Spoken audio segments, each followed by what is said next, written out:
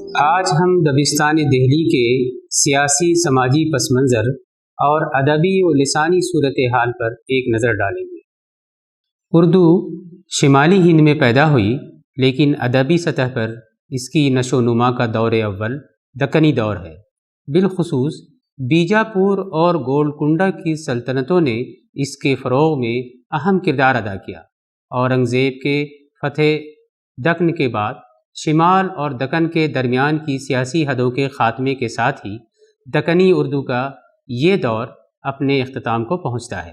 اس کے بعد بھی اردو دکن میں پھلتی پھولتی رہی، لیکن اب دہلی میں بھی اردو شاعری نے رفتہ رفتہ رنگ جمانا شروع کر دیا، یہاں تک کہ اس کا ایک مخصوص رنگ سخن متعین ہو گیا اور اس کے زیر اثر فروغ پانے والے شعری رجحان کو دبستان دہلی کا نام دیا گیا۔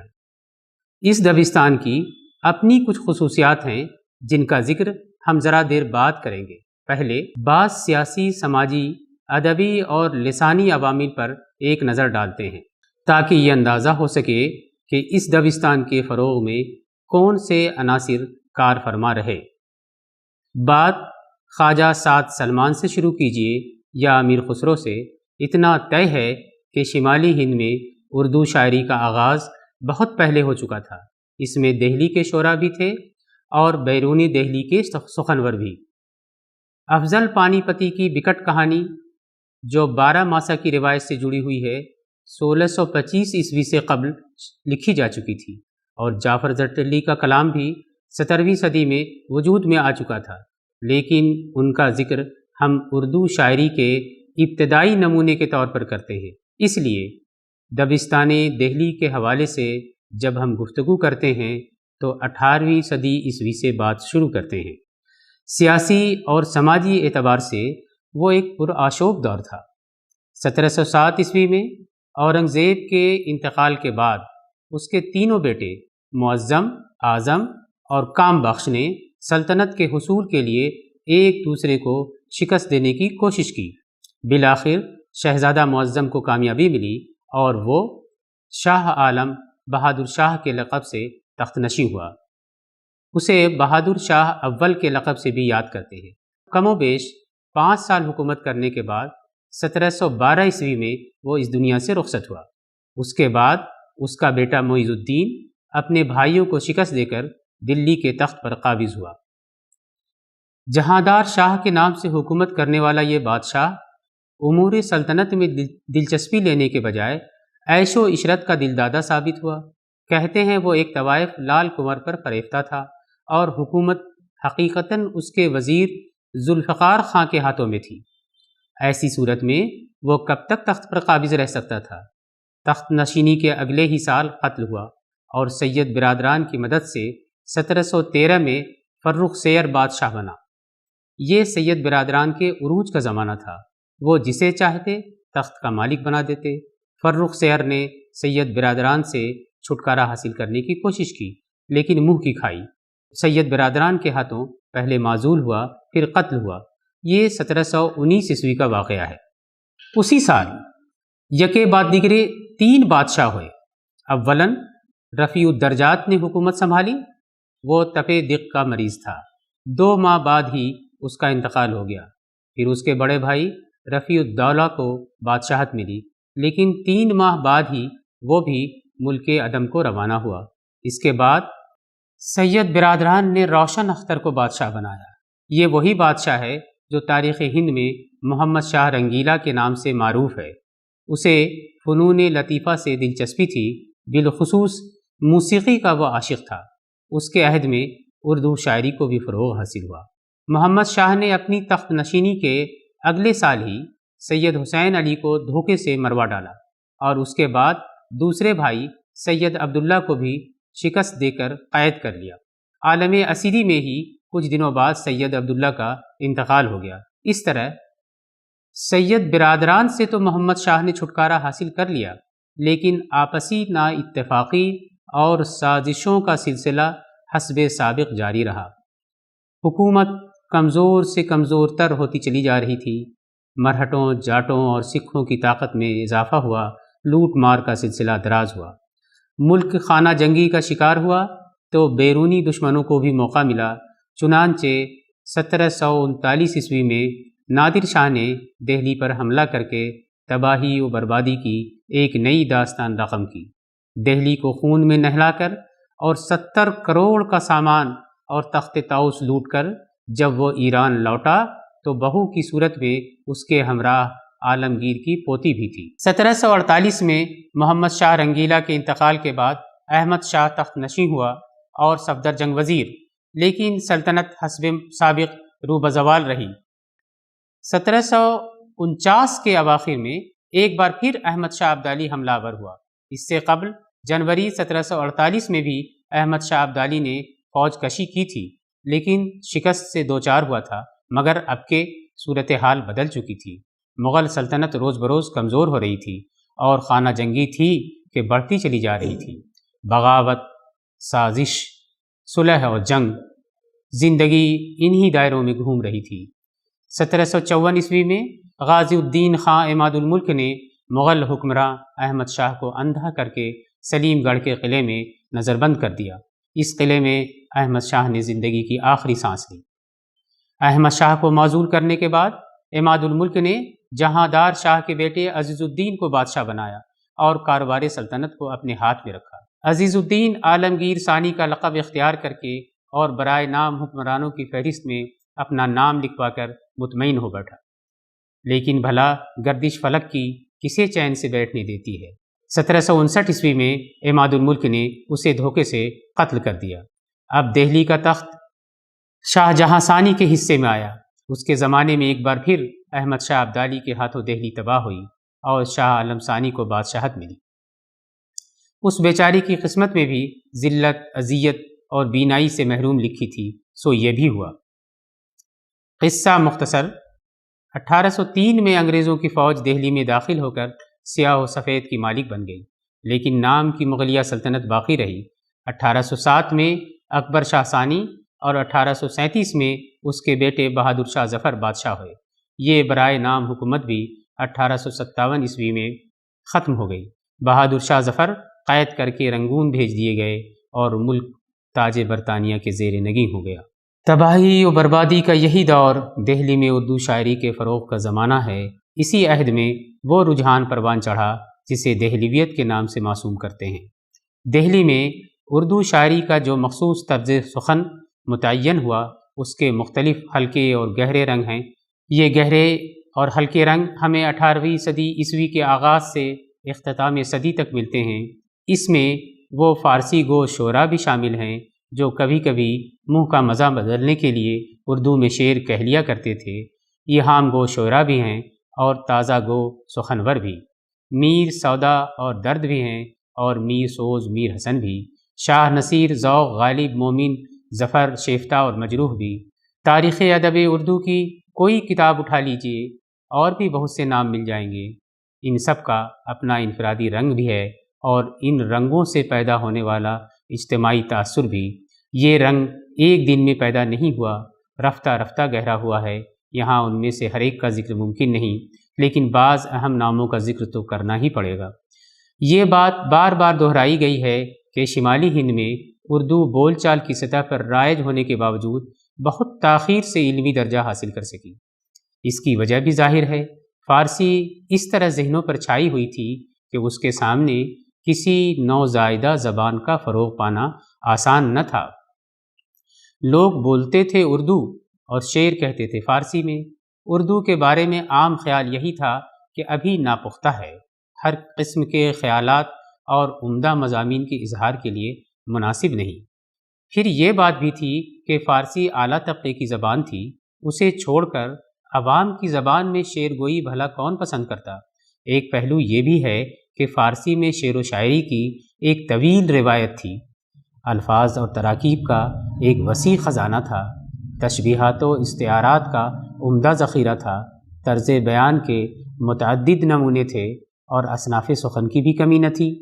غزل، قصیدہ، مثنوی، مرثیہ وغیرہ وغیرہ، جس سے طبیعت کو مناسبت ہو اسے پڑھیے، لطف اٹھائیے، تحریک حاصل کیجیے اور شعر کہیے۔ اردو کے پاس کیا تھا؟ دامن خالی، طاقت اظہار مشکوک اور اہل علم کی بارگاہ میں سند قبولیت سے آری۔ پھر بھی کہنے والے شعر کہہ رہے تھے، مگر صلہ و ستائش کی خاطر نہیں، بس یوں ہی دل بہلانے کے لیے، جب چاہا کہہ لیا اور کہیں کسی پرچے پر لکھ لیا۔ پھر 1700 عیسوی میں ولی دہلی آئے اور 1719 عیسوی میں ان کا دیوان دہلی آیا۔ محمد حسین آزاد کلام ولی کی مقبولیت کا ذکر کرتے ہوئے لکھتے ہیں، جب ان کا دیوان دلی پہنچا تو اشتیاق نے ادب کے ہاتھوں پر لیا اور قدردانی نے غور کی آنکھوں سے دیکھا، لذت سے زبان نے پڑھا، گیت موقوف ہو گئے، قوال معرفت کی محفلوں میں انہی کی غزلیں گانے لگے، ارباب نشاط یاروں کو سنانے لگے، جو طبیعت موضوع رکھتے تھے انہیں دیوان بنانے کا شوق ہوا۔ اقتباس ختم۔ یہ شوق اس لیے بھی ہوا کہ ولی کو سن کر اور ان کے کلام کو پڑھ کر اہل دہلی نے محسوس کیا کہ جسے ہم ناپختہ زبان سمجھ رہے تھے وہ تو بڑی پختہ اور توانا ہے، اس میں عام خیالات ہی نہیں، نازک جذبات و احساسات کا بھی اظہار کیا جا سکتا ہے اور بڑی خوبی سے کیا جا سکتا ہے۔ پھر کچھ اور باتیں بھی ہوئی، یہ احساس بھی جاگا کہ فارسی ایران کی زبان ہے، ہم کتنی ہی اچھی شاعری کیوں نہ کر لیں، اہل ایران ہمیں تسلیم کرنے سے رہے، وہ تو یہی کہیں گے کہ یہ ہندی طرز بیان ہے۔ شب و روز کی ریاضت کا اگر یہی صلہ ہے تو کیوں نہ ہم اس کے بجائے اپنی زبان میں شعر کہیں؟ یہاں تو غیریت کا کوئی مسئلہ ہی نہیں، زبان بھی اپنی اور اہل زبان بھی ہم خود۔ بس پھر کیا تھا، دیکھتے ہی دیکھتے کتنے ہی ریختہ گو میدان میں آ گئے۔ ذہن سازی کے اس عمل میں خان آرزو نے اہم کردار ادا کیا۔ سراج الدین علی خان آرزو نے 17ویں صدی نصف آخر اور 18ویں صدی نصف اول کا زمانہ پایا۔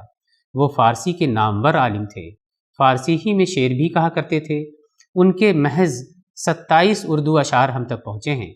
ممکن ہے انہوں نے اردو میں اور بھی شعر کہے ہوں اور وہ ضائع ہو گئے ہوں۔ بہرحال دہلی کے اولین اردو شعراء میں ان کا شمار ہوتا ہے۔ خود شعر کہنے کے علاوہ انہوں نے اپنے زمانے کے نوجوان شعراء کی تربیت بھی کی اور انہیں اردو میں شعر کہنے کی ترغیب بھی دی۔ نئی نسل کے ادبی ذوق کی آبیاری ان کا ایک ایسا کارنامہ ہے جسے تاریخ ادب اردو آسانی سے فراموش نہیں کر سکتی۔ آبرو، مضمون، سودا اور میر جیسے نامور شعراء نے ان سے فیض پایا۔ شاہ مبارک آبرو، شرف الدین مضمون، شاکر ناجی، شاہ حاتم اور مرزا مظہر کا شمار دہلی کے یہام گو شعراء میں ہوتا ہے، یعنی وہ اپنے شعر کی بنیاد کسی ایسے لفظ پر رکھتے تھے جس کے دو معنی لیے جا سکے، ایک معنی قریب کا اور دوسرا معنی بعید کا۔ قاری کا ذہن فوری طور پر سامنے کے معنی کی طرف جاتا تھا۔ یہ بات ذرا غور کرنے کے بعد سمجھ میں آتی تھی کہ شاعر نے دور کے معنی مراد لیے ہیں۔ اس میں ایک لطف تو تھا، لیکن یہ لطف سراسر لفظوں تک محدود تھا۔ بہرحال ہمارے ایہام گو شعراء اس کھیل سے بھی لطف اندوز ہوئے۔ شاہ مبارک آبرو اسی نسل کے نمائندہ ہیں۔ وہ 17ویں صدی کے اواخر میں گوالیار کے ایک صوفی خاندان میں پیدا ہوئے، پھر دہلی چلے آئے اور یہیں بود و باش اختیار کی۔ وہ خان آرزو کے رشتہ دار تھے اور شاگرد بھی۔ اپنے زمانے کے اہم ایہام گو شعراء میں ان کا شمار ہوتا ہے۔ محمد شاکر ناجی اس دور کے دوسرے بڑے ریختہ گو ہیں۔ ناجی دہلی میں پیدا ہوئے اور یہیں پلے بڑھے۔ وہ پیشے کے اعتبار سے سپاہی تھے، مزاج میں ظرافت تھی۔ غزلوں کے علاوہ انہوں نے مرثیے اور قصیدے بھی لکھے۔ صنعت ایہام کو انہوں نے کثرت سے استعمال کیا۔ شرف الدین مضمون بھی ایہام گو شاعر تھے۔ اکبر آباد ان کا وطن تھا۔ جوانی میں دہلی آ گئے اور پھر یہیں کے ہو رہے۔ ان کے اشعار کی تعداد زیادہ نہیں، پھر بھی وہ اپنے دور کے اہم شاعر تھے۔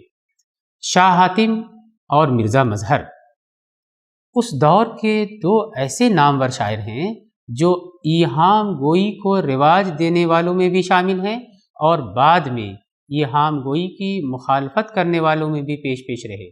دونوں کو ایک طویل زندگی نصیب ہوئی۔ شاہ حاتم 1699-1700 عیسوی کے آس پاس دہلی میں پیدا ہوئے۔ نادر شاہ اور احمد شاہ ابدالی کے حملوں کو انہوں نے اپنی آنکھوں سے دیکھا اور اس درد کو محسوس کیا۔ 1728-29 عیسوی میں ان کا لکھا ہوا شہر آشوب ان کے اس تلخ تجربے کی یادگار ہے۔ انہوں نے اپنی زندگی کا بڑا حصہ ایہام گوئی میں صرف کیا، چنانچہ ان کا دیوان قدیم جو 1731-32 کے آس پاس مرتب ہوا، ایہام گوئی سے ان کے شغف کا ثبوت ہے۔ بعد میں انہوں نے ایہام گوئی ترک کر کے تازہ گوئی اختیار کی، بلکہ ایہام گوئی کی سختی سے مخالفت بھی کی۔ 1755 عیسوی میں انہوں نے دیوان زادہ کے نام سے اپنا نیا دیوان مرتب کیا، جو ان کے بدلے ہوئے شعری ذوق کا آئینہ دار ہے۔ انہوں نے قدیم اشعار میں جا بجا ترمیم کی اور ہندی الفاظ کی جگہ فارسی الفاظ کو شامل کیا۔ دیوان زادہ کا دیباچہ بھی اس دور کے لسانی مزاج اور حاتم کی ترجیحات پر مشتمل ہے۔ حاتم نے اصلاح زبان کی طرف توجہ کی اور دیوان زادہ کے دیباچے میں اس بات کی وضاحت کی کہ اب ایہام گوئی متروک ہو چکی ہے۔ بھاشا کے الفاظ کی جگہ فارسی الفاظ کے استعمال اور درست املا پر بھی انہوں نے زور دیا۔ شاہ حاتم ہی کی طرح مرزا مظہر نے بھی صحت الفاظ پر زور دیا اور ایہام گوئی کی مخالفت کی۔ اب تک کی شاعری میں ہندی اور دکنی الفاظ بے تکلف استعمال ہوتے رہے تھے۔ دور دراز کے استعاروں اور نادر تشبیہات سے بالعموم گریز کیا گیا۔ سامنے کی باتیں آسان زبان میں بیان کی گئیں۔ اس دور کے شعراء فارسی اور ہندی الفاظ کے اشتراک سے ترکیبیں بھی بآسانی بنا لیا کرتے تھے۔ ایہام گوئی کے خاتمے کے بعد جب تازہ گوئی شروع ہوئی تو زبان کی صحت کی جانب مزید توجہ دی گئی۔ خواجہ میر درد، میر تقی میر اور مرزا محمد رفیع سودا اس دور کے اہم شاعر ہیں۔ ان کے ساتھ ہی دہلی اجڑ گئی۔ دہلی پر تباہی و بربادی کا ایک ایسا دور آیا کہ یہاں کے اہل علم دہلی کے بجائے فیض آباد، لکھنؤ اور دیگر شہروں کی طرف کوچ کرنے لگے۔ دہلی اجڑی اور ایک بار پھر غالب، مومن اور ذوق کے زمانے میں بس گئی۔ یہ دبستان دہلی کا آخری اہم اور نمایاں دور ہے۔ دبستان دہلی کی نمایاں خصوصیات پر روشنی ڈالتے ہوئے پروفیسر نور الحسن نقوی نے بجا طور پر لکھا ہے کہ دہلی صوفیہ کا مرکز رہی ہے، اس لیے دہلی کے شعراء تصوف کے رنگ میں رنگے ہوئے تھے۔ فلسفہ وحدت الوجود کی ان پر گہری چھاپ تھی۔ شعراء دہلی کے کلام میں عشق و عاشقی کا ذکر خوب ملتا ہے، لیکن پاکیزگی کا دامن ہاتھ سے نہیں چھوٹتا۔ یہاں وصال سے زیادہ ہجر کی طلب نظر آتی ہے۔ یہاں داخلی واردات کا بیان ملتا ہے۔ تصنع اور بناوٹ سے گریز اس دبستان کی اہم خصوصیت ہے۔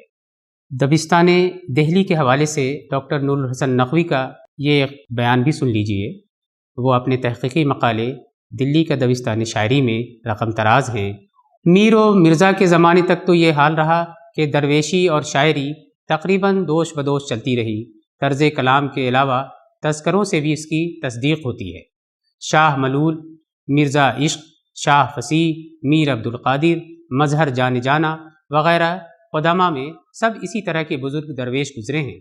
اور وہ شعراء جو صوفی نہ تھے، مثلا سودا، سوز، میر حسن وغیرہ، یہ لوگ اپنے تمدن کے زیر اثر رواجاً ان مضامین کی تقلید کرتے تھے اور خوبی سے کرتے تھے۔ وہ قدیم شعراء جو لکھنؤ گئے، اولاً ان کا بھی یہی طریقہ رہا اور جسے مصحفی نے تمام عمر وہاں قائم بھی رکھا، لیکن بعد کو یہ رنگ وہاں معزول کر دیا گیا۔ متوسطین شعراء دہلی میں ذوق و ظفر و غالب کے یہاں بھی یہ مضامین پائے جاتے ہیں، لیکن یہ لوگ صوفی نہیں تھے۔ ذوق زندگی کے تجربات کو اخلاقی رنگ دیتے ہیں۔ غالب کا دماغ فلسفیانہ ہے، ظفر البتہ اپنے کو درویش سمجھتے ہیں۔ پیری مریدی کا بھی سلسلہ ہے، غرض کہ یہاں بھی وہ انفرادی رنگ نظر آتا ہے جو عاشقانہ مضامین کے سلسلے میں نظر آیا تھا۔ جس طرح میر کے دور کے بعد عاشق پیشگی کم ہوتی گئی، اسی طرح تصوف کا مسلک بھی سودا، سوز، میر حسن، ذوق، غالب وغیرہ کے یہاں ان کی زندگی نہیں، ان کی شاعری ہے۔ متاخرین یعنی داغ وغیرہ کے یہاں یہ چیز تقریباً ختم ہو گئی۔ داغ کے نام کے ساتھ ہی ہم دہلی دبستانی شاعری کا چیپٹر کلوز کرتے ہیں۔